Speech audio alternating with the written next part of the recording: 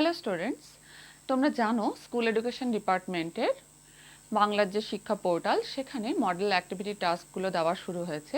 Model activity task 1 এবং 2 আগেই দেওয়া হয়েছে, বর্তমানে প্রকাশিত হয়েছে মডেল অ্যাক্টিভিটি টাস্ক 3।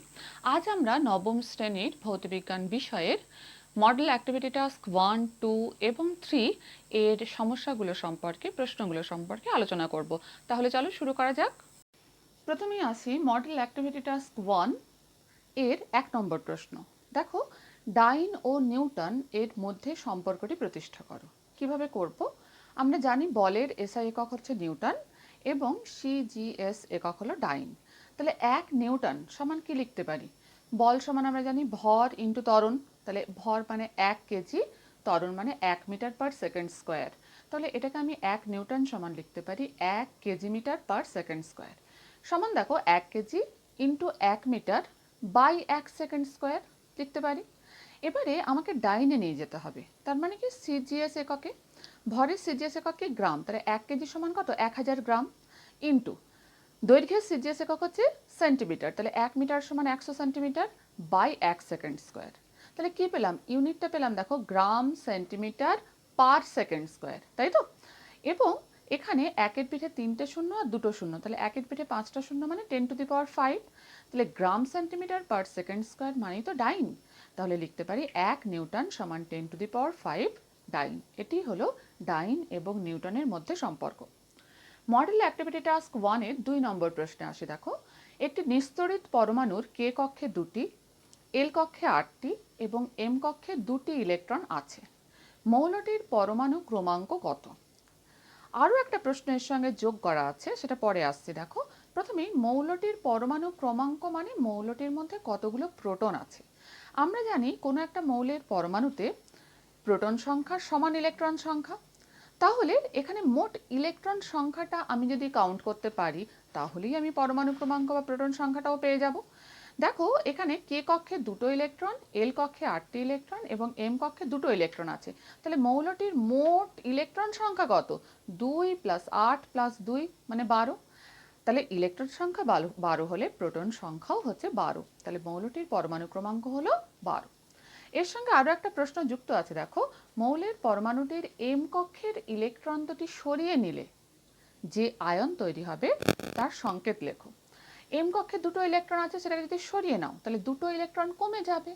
তাহলে মৌলটা হচ্ছে এম, 2টো ইলেকট্রন তুমি সরিয়ে নিচ্ছ, তাহলে মৌলের সংকেত কি হবে? দেখো, আমি যদি মৌলটাকে এম ধরে নিই, এটা এম কক্ষ নয় কিন্তু, মৌলটাকে যদি এম ধরে নিই তাহলে তার সংকেত হবে কি আমার? এম প্লাস প্লাস, কারণ 2টো ইলেকট্রন কমে গেল তো, তাই কিন্তু এম প্লাস প্লাস। এখানে যদি আমি মৌলটাকে এক্স ধরি তাহলে আমি এটাকে এইভাবেও লিখতে পারি যে এক্স প্লাস প্লাস, তাই তো? আমি মৌলটাকে যেভাবে চিহ্নিত করতে পারবো সেই হিসেবে কিন্তু আমরা লিখতে পারবো। এরপরে এসো 3 নম্বর প্রশ্ন। একটি মাপনী চোঙের সাহায্যে কিভাবে তুমি 1 ফোঁটা জলের আপাত আয়তন নির্ণয় করবে? দেখো, আমরা কি করব, একটা জলশূন্য পরিষ্কার শুষ্ক আয়তন মাপক চোঙ বা মাপনী চোঙ নেব। এরপর ড্রপারের সাহায্যে সেখানে 50 ফোঁটা মতন জল ওই চোঙের মধ্যে ফেলবো। তাহলে 50 ফোঁটা জল ফেলা হলো একটা শুষ্ক মাপনী চোঙের মধ্যে। এরপর তার অন্তিম আয়তনের পার্ট নেব। তাহলে প্রথমে তো কোনো জল ছিল না, তাহলে অন্তিম আয়তনের পার্ট যেটা, সেটাই হচ্ছে ওই জলের মোট আয়তন। দেখো, এটি 50 ফোঁটা জলের মোট আয়তন। ধরে নাও যে এই আয়তনটা কত? ভি ঘন সেন্টিমিটার। তাহলে 50 ফোঁটা জলের আয়তন যদি ভি ঘন সেন্টিমিটার হয়, তাহলে 1 ফোঁটা জলের আয়তন কত হবে? ভি বাই 50 ঘন সেন্টিমিটার, তাই তো? তাহলে এইভাবেই আমরা 1 ফোঁটা জলের আপাত আয়তন নির্ণয় করতে পারব। হলো। 4 নম্বর প্রশ্নে এসো, রাদারফোর্ডের পরমাণু মডেলের ত্রুটিগুলি লেখো। দেখো, রাদারফোর্ডের পরমাণু মডেলের আমরা মূলত 2টো ত্রুটি পাই। প্রথম কথা, ম্যাক্সওয়েলের তড়িৎচুম্বকীয় তরঙ্গের তত্ত্ব অনুসারে আমরা কি জানি যে কোনো একটা ধনাত্মক আধানযুক্ত নিউক্লিয়াস একে কেন্দ্র করে যদি কোনো একটা ঋণাত্মক আধানযুক্ত ইলেকট্রন কণা বৃত্তাকার পথে, দেখো বৃত্তাকার পথে ঘুরছে, সম গতিতে যদি ঘুরতে থাকে, তাহলে সেটা নিরবিচ্ছিন্নভাবে মানে অবিরত শক্তি বিকিরণ করতে থাকে। এটা ম্যাক্সওয়েলের তড়িৎচুম্বকীয় তরঙ্গের তত্ত্ব বলে। তাহলে যদি কোনো একটা ইলেকট্রন চারপাশে ঘুরতে ঘুরতে অবিরত শক্তি বিকিরণ করে, তাহলে কি হবে? ইলেকট্রনটার শক্তি কমছে, শক্তি কমছে মানে কি, তার ব্যাসার্ধ কমবে। ব্যাসার্ধ কমতে কমতে তার কিন্তু এক সময় কি নিউক্লিয়াসের মধ্যে এসে পড়ার কথা। দেখো, এর ফলে ইলেকট্রনটি ক্রমহ্রাসমান ব্যাসার্ধের কুণ্ডলী পথে আবর্তিত হতে হতে, তাহলে এই যে যে পথে আবর্তিত হচ্ছে তার ব্যাসার্ধ ক্রমাগত কমবে। কমতে কমতে এক সময় নিউক্লিয়াসের দিকে এগিয়ে যাবে ক্রমশ, এবং এক সময় নিউক্লিয়াসের উপর আছড়ে পড়বে। অর্থাৎ এই যে মডেল, রাদারফোর্ডের পরমাণু মডেল অনুযায়ী পরমাণু তো স্থায়ী হতে পারে না, পরমাণুর গঠন স্থায়ী নয়। এটা রাদারফোর্ড ব্যাখ্যা করতে পারেননি এই ব্যাপারটা, তাহলে এটা রাদারফোর্ডের পরমাণু মডেলে একটা ত্রুটি। 2 নম্বর ত্রুটিতে এসো দেখো, ঘূর্ণায়মান ইলেকট্রন, এক্ষুনি বলা হলো ম্যাক্সওয়েলের তড়িৎচুম্বকীয় তত্ত্ব অনুসারে কি করে, নিরবিচ্ছিন্নভাবে বা অবিরত শক্তি বিকিরণ করে। তাহলে যদি অবিরত শক্তি বিকিরণ করে, তাহলে পরমাণুর কিরকম বর্ণালী পাওয়ার কথা, নিরবচ্ছিন্ন বর্ণালী পাওয়ার কথা। কিন্তু বাস্তবে রেখা বর্ণালী বা বিচ্ছিন্ন বর্ণালী পাওয়া যায়। এই ঘটনাটাও কিন্তু রাদারফোর্ডের পরমাণু মডেল ব্যাখ্যা করতে পারে না। তাহলে এই দুটো হলো রাদারফোর্ডের পরমাণু মডেলের দুটি ত্রুটি। বোঝা গেল? মডেল অ্যাক্টিভিটি টাস্ক 1-এর 5 নম্বর প্রশ্নে এসো দেখো কি বলছে। একটি খেলনা গাড়ি 20 সেন্টিমিটার পার সেকেন্ড বেগে চলছিল। তাহলে প্রাথমিক বেগ দেওয়া আছে, লিখেছি প্রদত্ত প্রাথমিক বেগ, ইউ দিয়ে আমরা ডিনোট করি প্রাথমিক বেগকে, এটা 20 সেন্টিমিটার পার সেকেন্ড। 1 মিটার দূরত্ব যাবার পর, তাহলে অতিক্রান্ত দূরত্ব কত, 1 মিটার। 1 মিটার দূরত্ব যাবার পরে ওই গাড়ির বেগ দাঁড়ালো 50 সেন্টিমিটার পার সেকেন্ড। তাহলে অন্তিম বেগ কত হলো, 50 সেন্টিমিটার পার সেকেন্ড। গাড়ির ত্বরণ নির্ণয় করতে বলেছে। তাহলে যা যা দেওয়া আছে আগে লিখে নাও, কি বার করতে হবে দেখো। এরপর আমরা দেখব যে আমরা কোন সমীকরণ, কোন গতীয় সমীকরণ এখানে অ্যাপ্লাই করতে পারি। দেখো, এখানে আমরা গতীয় সমীকরণ যেটা অ্যাপ্লাই করছি সেটা হচ্ছে ভি স্কোয়ার সমান ইউ স্কোয়ার প্লাস 2as।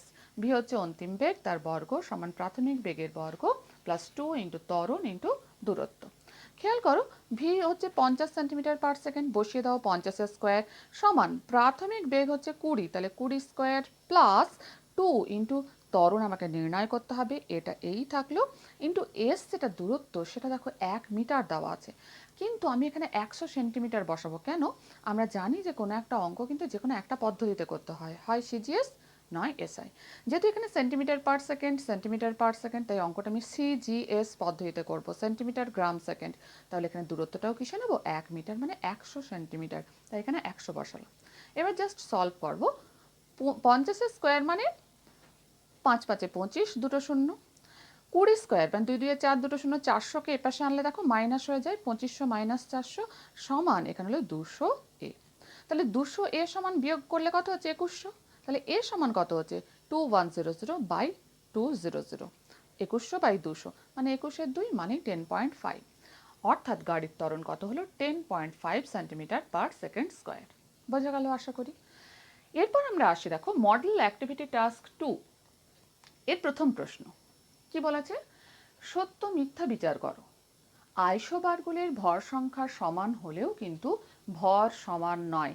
এই যে তথ্যটা, এটা সত্য না মিথ্যা বিচার করতে হবে। কিভাবে করব দেখো, প্রথমেই জানতে হবে আইসোবার কি।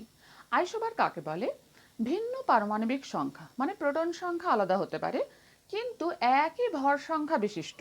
ভর সংখ্যা কাকে বলে তোমরা জানো, প্রোটন ও নিউট্রনের মোট সংখ্যাকে বলা হয় ভর সংখ্যা। প্রোটন প্লাস নিউট্রন এর মোট সংখ্যাকে বলা হয় ভর সংখ্যা। তাহলে ভিন্ন পারমাণবিক সংখ্যা বা প্রোটন সংখ্যা কিন্তু একই ভর সংখ্যা বিশিষ্ট বিভিন্ন মৌলের যে পরমাণুগুলো তাদেরকেই বলা হয় আইসোবার। যেমন দেখো কার্বন আর নাইট্রোজেন, কার্বনের প্রোটন সংখ্যা বা পারমাণবিক সংখ্যা 6, নাইট্রোজেনের 7, তাহলে এটা আলাদা, কিন্তু ভর সংখ্যা দুটোর ক্ষেত্রেই 14, তাহলে এই এদেরকে 6 কার্বন 14 এবং 7 নাইট্রোজেন 14, এদেরকে পরস্পরের আইসোবার বলা হয়। একইভাবে আর্গন আর ক্যালসিয়াম, দেখো পারমাণবিক সংখ্যা বা প্রোটন সংখ্যা আলাদা, আর্গনের 18, ক্যালসিয়ামের 20, কিন্তু দুটোরই ভর সংখ্যা একই 40 বা 40, তাই 18 আর্গন 40 এবং 20 ক্যালসিয়াম 40, এদেরকেও পরস্পরের আইসোবার বলা হয়। তাহলে এক্ষেত্রে আইসোবারগুলোর ভর সংখ্যা তো সমান। ভর সংখ্যা সমান মানে কি, প্রোটন আর নিউট্রন সংখ্যার সমষ্টিটা সমান, কিন্তু পারমাণবিক সংখ্যা ভিন্ন, সংজ্ঞাতেই পেয়েছি আমরা। তাহলে পারমাণবিক সংখ্যা বা পরমাণু ক্রমাঙ্ক বা প্রোটন সংখ্যা যদি আলাদা হয় তাহলে নিউট্রন সংখ্যাটাও তো আলাদা হবে। তাহলে তাই এদের প্রোটন, নিউট্রন এবং ইলেকট্রন সংখ্যাগুলো আলাদা হয়। প্রোটন আর ইলেকট্রনের সংখ্যাটা একই, কিন্তু প্রোটন আর নিউট্রনের সংখ্যাটা কিন্তু ভিন্ন। তাহলে পরমাণু মধ্যস্থ নিউট্রন কণাগুলির ভর আমরা জানি যে প্রোটনের ভরের তুলনায় সামান্য বেশি হয়। তাই ইলেকট্রনের ভরটাকে যদিও আমরা নগণ্য ধরে নিই, কারণ ইলেকট্রনের ভরটা অনেক কম প্রোটন এবং নিউট্রনের তুলনায়, এটাকে নগণ্য ধরা হলেও বা না হলেও যে আইসোবারের নিউট্রন সংখ্যা বেশি সেই আইসোবারের কিন্তু প্রকৃত ভরটা সামান্য বেশি হয়। একটা উদাহরণ দিয়ে দেখো, আমরা এক্সপ্লেন করি যে 6 কার্বন 14, এখানে প্রোটন কটা আছে? 6টা। এই যে নিচে যেটা থাকে সেটা হচ্ছে প্রোটন সংখ্যা বা পরমাণু ক্রমাঙ্ক, সমান ইলেকট্রন সংখ্যা, তাহলে ইলেকট্রন প্রোটন দুটোই 6। কিন্তু নিউট্রন কটা আছে? ভর সংখ্যা মাইনাস পরমাণু ক্রমাঙ্ক, 14 মাইনাস 6 মানে 8টা আছে। তাহলে 6 কার্বন 14তে প্রোটন এবং ইলেকট্রন 6টা করে আছে, নিউট্রন আছে 8টা। কিন্তু 7 নাইট্রোজেন 14, এখানে প্রোটন আর ইলেকট্রন আছে 7টা। দেখো 7 পরমাণু ক্রমাঙ্ক, কিন্তু নিউট্রন কটা আছে? 14 মাইনাস 7 মানে 7টা। তাহলে এখানে নিউট্রন একটু কম আছে 7টা, এখানে নিউট্রন একটা বেশি আছে। আমরা দেখব যে 6 কার্বন 14 যেখানে নিউট্রন বেশি, সেখানে নিউট্রন সংখ্যা নাইট্রোজেনের তুলনায় বেশি, তাই এদের ভর সংখ্যা সমান হলেও কিন্তু কার্বন 6 কার্বন 14 এর যে প্রকৃত ভর সেটা 7 নাইট্রোজেন 14 বা নাইট্রোজেন পরমাণুর তুলনায় সামান্য বেশি হয়। তাহলে যার নিউট্রন সংখ্যা বেশি তার ভরটা সামান্য বেশি, যদিও ভর সংখ্যা কিন্তু সমান। তাই আমরা বলতে পারি উক্তিটি সত্য। তাহলে কি লিখবো? অর্থাৎ আইসোবারগুলোর ভর সংখ্যা সমান হলেও কিন্তু ভর সমান নয়, উক্তিটা সত্য। তাই তো? এরপর আমরা 2 নম্বর প্রশ্নে চলে আসি। দেখো, ওজনের বাক্সের বাটখারাগুলির ভর 5:2:2:1 অনুপাতে রাখার কারণ কি? এই প্রশ্নটা মাঝে মাঝেই আসে পরীক্ষাতে। দেখো, ওজন বাক্সে ছোট ছোট খোপের মধ্যে কোন কোন বাটখারাগুলো থাকে আগে দেখে নিই। 1 গ্রাম, 2 গ্রাম থাকে দুটো, 5 গ্রাম, 10 গ্রাম, 20 গ্রাম থাকে দুটো, 50 গ্রাম, 100 গ্রাম। এগুলো পিতলের তৈরি হয়, এগুলো একটু ভারী বাটখারা। দেখো খেয়াল করো, 1:2 গ্রাম দুটো আছে মানে 2:2:5। আবার এখানেও 10:20:20:50, মানে বুঝতে পারছো 1:2:2:5, বা উল্টো করে বলে 5:2:2:1 অনুপাতে বাটখারাগুলো আছে। এছাড়াও অ্যালুমিনিয়ামের তৈরি কম ভারী যে বাটখারাগুলো সেগুলোও কিন্তু এই অনুপাতেই থাকে। দেখো 10 মিলিগ্রাম, 20 মিলিগ্রাম দুটো, 50 মিলিগ্রাম, তাহলে হলো 1:2:2:5। আবার 100 মিলিগ্রাম, 200 মিলিগ্রাম দুটি, 500 মিলিগ্রাম। এদের ভরের অনুপাত আমরা দেখতে পাচ্ছি 1:2:2:5, অথবা উল্টো করে বলতে পারা যায় 5:2:2:1 থাকে। কারণ কেন থাকে এই অনুপাতে? কারণ এর ফলে আমরা কিন্তু সবচেয়ে কম সংখ্যক বাটখারা ব্যবহার করে 10 মিলিগ্রাম থেকে 211.1 গ্রাম পর্যন্ত প্রত্যেকটা মানের ভর আমরা পেতে পারি। তাই এগুলোকে এই অনুপাতে রাখা হয়। 10 মিলিগ্রাম থেকে 211 গ্রাম, 100 মিলিগ্রাম পর্যন্ত প্রত্যেকটা মানের ভর আমরা পেয়ে থাকি। এরপর আসি মডেল অ্যাক্টিভিটি টাস্ক 2 এর 3 নম্বর প্রশ্ন। বায়ুশূন্য স্থানে এরোপ্লেন উঠতে পারে না কেন? দেখো, এরোপ্লেনের যে ডানার গঠন, এরোপ্লেন সোজা এগিয়ে যায়, ডানাগুলো একটু অ্যাঙ্গেল করে থাকে তোমরা জানো। এর সামনের দিকটা একটুখানি মোটা হয়, পেছনের দিকটা অপেক্ষাকৃত সরু হয়। আরও এর সঙ্গে আরেকটু বলা যায়, ওপরের পৃষ্ঠের বক্রতাটা একটু বেশি হয়, নিচের পৃষ্ঠটা কিন্তু বক্রতাটা কম হয়। কেন এই আকৃতির করা হয়? যাতে এরোপ্লেনটার উপর ঊর্ধ্বমুখী একটা বল প্রযুক্ত হয়, ফলে এরোপ্লেনটা উড়তে পারে। এখানে বার্নলের নীতি অ্যাপ্লাই হয়। দেখো, বিমানের বা এরোপ্লেনের ডানার পেছনের দিক অপেক্ষা সামনের দিক কি হয়? বেশি মোটা হয় বললাম, এবং উপরের পৃষ্ঠের যে বক্রতা সেটা নিচের পৃষ্ঠের বক্রতা থেকে বেশি হয়। এই আকৃতির জন্য ডানার উপরের পৃষ্ঠ দিয়ে বায়ু প্রবাহের বেগ নিচের পৃষ্ঠ অপেক্ষা বেশি হয়। দেখো, বাতাস যখন প্রবাহিত হচ্ছে একই সময়ে এখান থেকে এখানে পৌঁছচ্ছে, এখানে কিন্তু বেশি উপরের পৃষ্ঠ দিয়ে যে বাতাসটা যাচ্ছে তাকে বেশি দূরত্ব অতিক্রম করতে হচ্ছে। তাহলে কি হচ্ছে? একই সময়ে পৌঁছতে গেলে এখানে বেগটা তো বেশি হতে হচ্ছে, তাহলে উপরের পৃষ্ঠের বেগটা বেশি বাতাসের, আর নিচের পৃষ্ঠ দিয়ে যে বাতাসটা প্রবাহিত হচ্ছে তার বেগটা কম।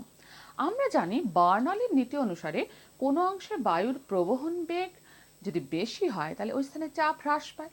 তাহলে ওপরে প্রবহন বেগটা বেশি, তাহলে ওপরের চাপ কম, নিচে প্রবহন বেগ কম, তাহলে নিচের চাপ বেশি, তাহলে একটা চাপের পার্থক্য সৃষ্টি হচ্ছে, যার ফলে নিচের চাপ বেশি হওয়ার জন্য একটা ঊর্ধ্বমুখী বল কিন্তু প্রযুক্ত হচ্ছে ডানার উপরে। দেখো, ফলে ডানার উপরের অংশে চাপ অপেক্ষাকৃত কম হয়, কারণ উপরে প্রবহন বেগ কি বললাম বেশি, তাহলে চাপ কম। এই চাপের পার্থক্যের দরুন বিমানের ডানার উপর ঊর্ধ্বমুখী বল প্রযুক্ত হয়, যা বিমানটিকে বায়ুতে ভেসে থাকতে সাহায্য করে। দেখো, বায়ুশূন্য স্থানে আমাকে প্রশ্নটা সেটাই জিজ্ঞেস করেছে, বায়ুশূন্য স্থানে এরোপ্লেন উঠতে পারে না কেন? বায়ুশূন্য স্থানে বায়ু প্রবাহ থাকে না, ফলে চাপের এরকম পার্থক্যও হয় না, ফলে ডানার উপর কোনো ঊর্ধ্বমুখী বল প্রযুক্ত হয় না, তাই বায়ুশূন্য স্থানে এরোপ্লেন উঠতে পারে না। বোঝা গেল? এরপর আমরা 4 নম্বর প্রশ্নে চলে আসি। দেখো, রাদারফোর্ডের পরীক্ষা থেকে কিভাবে তিনি এই সিদ্ধান্তে উপনীত হন যে পরমাণুর অধিকাংশ স্থানই ফাঁকা? তোমরা রাদারফোর্ডের পরীক্ষা পড়েছো, ক্লাস 8এও পড়েছিলে। রাদারফোর্ড কি করেছিলেন? একটা বায়ুশূন্য পাত্র নিয়েছিলেন, তার মধ্যে খুব পাতলা বেদ বিশিষ্ট একটা সোনার পাত নিয়েছিলেন। বেদটা খুব কম, কত? 0.0004 মিলিমিটার, এবং তার উপর উচ্চ গতিসম্পন্ন আলফা রশ্মি চালনা করেছিলেন, যেটা তেজস্ক্রিয় আইসোটোপ বিসমাথ থেকে নির্গত উচ্চ গতিসম্পন্ন আলফা রশ্মি চালনা করেছিলেন। তিনি পাত্রার পেছনে কি রেখেছিলেন? একটা জিঙ্ক সালফাইডের প্রলেপ দেওয়া পর্দা। কেন? কারণ এই জিঙ্ক সালফাইডের প্রলেপ দেওয়া পর্দার উপর যখন আলফা রশ্মি পড়ে, তখন উজ্জ্বল আলোকবিন্দু সৃষ্টি করে, তাহলে বোঝা যায় যে আলফা রশ্মিগুলো কোথায় পড়ছে। এর যে পর্যবেক্ষণে তিনি দেখেছিলেন, দেখো তিনি কি লক্ষ্য করেছিলেন বা কি পর্যবেক্ষণ করেছিলেন? তিনি লক্ষ্য করেছিলেন যে বেশিরভাগ আলফা কণা, প্রায় 99%, মানে 100টার মধ্যে 99টা আলফা কণাই সোনার পাত ভেদ করে সোজা পর্দার উপর গিয়ে পড়ে, কিন্তু পাতের গায়ে কোনোরূপ ছিদ্র হয় না।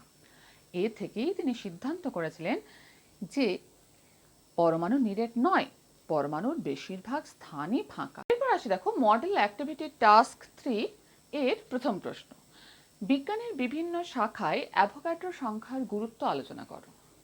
অ্যাভোগাড্রো সংখ্যা ব্যাপারটা কি একটু জেনে নি। দেখো, আমরা জানি যে 1 মোল যে কোনো পদার্থে উপাদান কণিকার সংখ্যা কত হয়?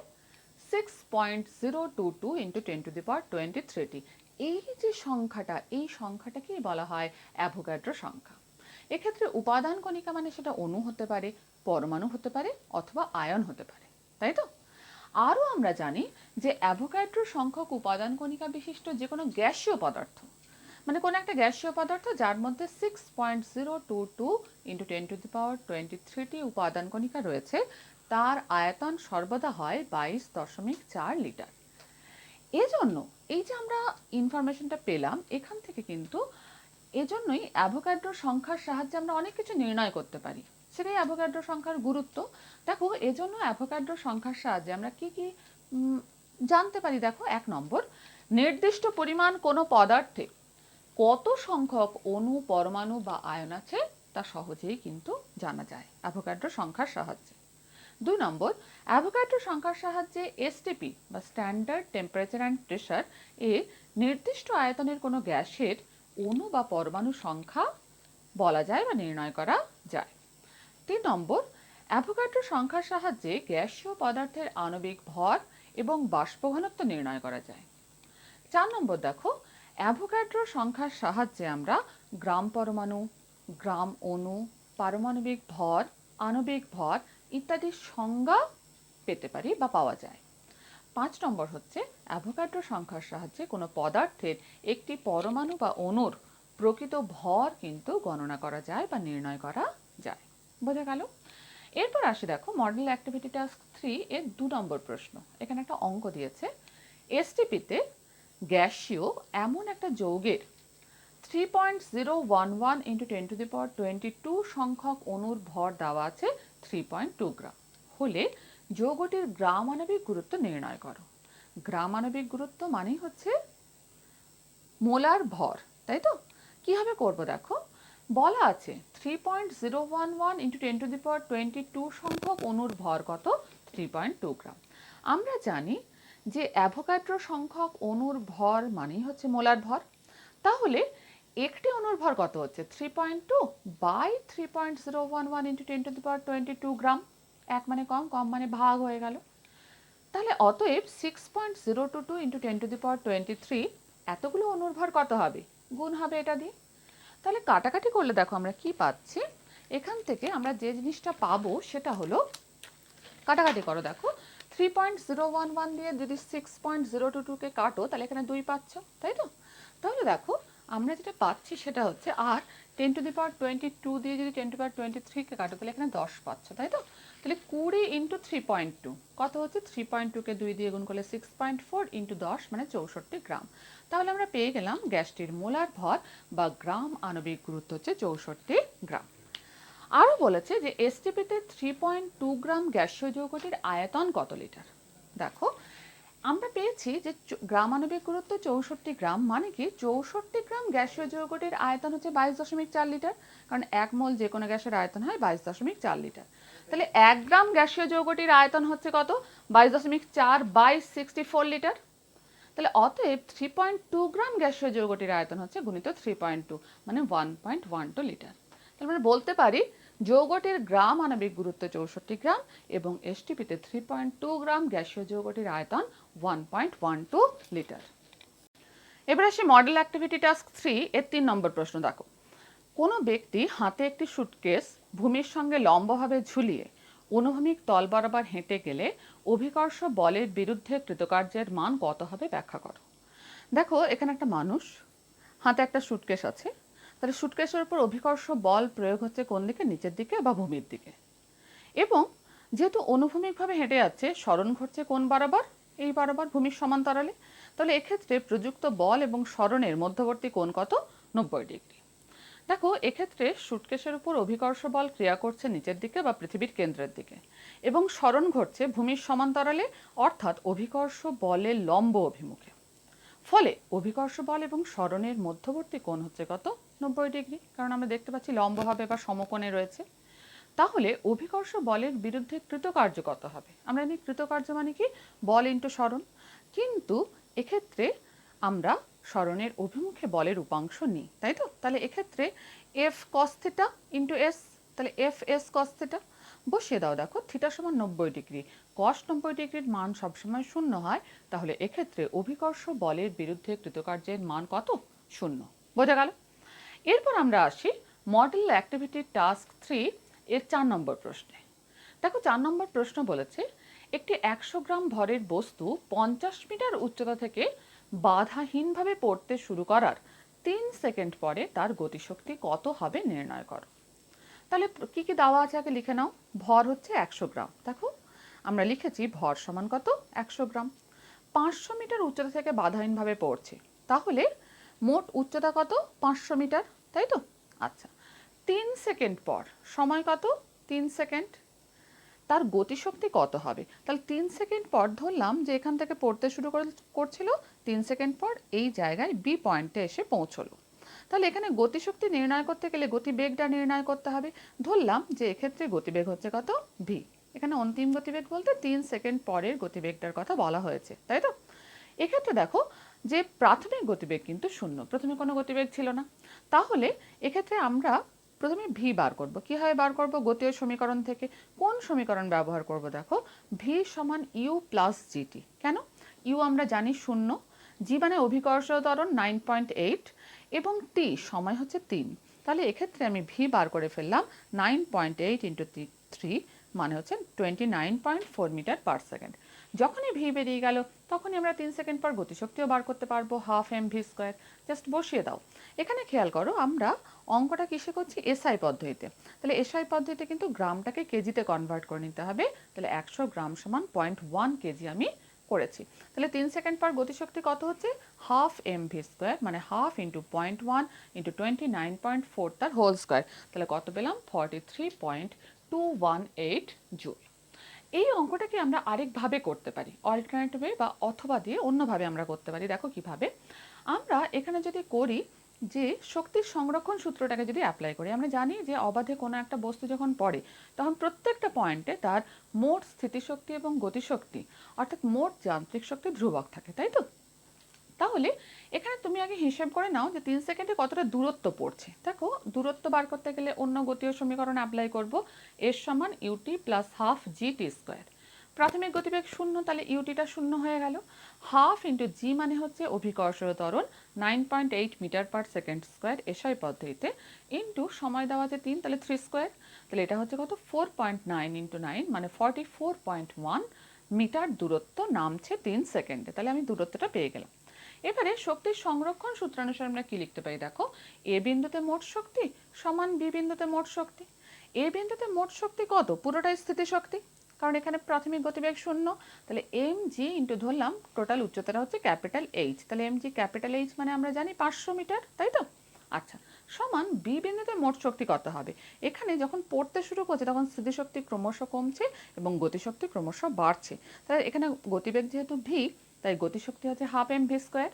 এবং এখানে স্থিতিশক্তি কত দেখো, ভূমি থেকে উচ্চতা যদি স্মল এইচ হয়, তাহলে স্মল এইচ যদি হয় তাহলে আমরা স্থিতিশক্তি লিখতে পারি M into G into small H. এবার সলভ করব। এম জি ক্যাপিটাল এইচ এপাশে আসলে minus M G small H, M G common নিলে কথা হয় capital H minus small H সমান half M V square. Half M V square বার করতে হবে, তাহলে এটা বার করলেই হয়ে যাবে। দেখো এম মানে আমরা জানি 0.1, জি মানে 9.8 এবং capital H minus small H, capital H মানে 500, আর এর থেকে যদি স্মল এইচটা বাদ দাও তাহলে কোন টুকুটা থাকছে, এই টুকুটা তো যেটা 3 সেকেন্ডও নেমেছে, সেটা আমরা বার করেছি 44.1, বসিয়ে দাও, তাহলে পেলাম 43.218 জুল। দেখো দুটো ক্ষেত্রে একই আনসার এসছে, তাহলে আমরা লিখতে পারি অতএব 3 সেকেন্ড পরে বা 3 সেকেন্ড পরে বস্তুটির গতিশক্তি হবে 43.218 জুল। তাহলে তোমরা মডেল অ্যাক্টিভিটি টাস্কগুলো সমস্ত বাড়িতে করে ফেলো। এরপরে আমরা আমাদের অধ্যায়ের বিভিন্ন বিভিন্ন অধ্যায় সম্পর্কে, ভৌতবিজ্ঞানের বিভিন্ন অধ্যায় সম্পর্কে আলোচনায় আসবো। ধন্যবাদ।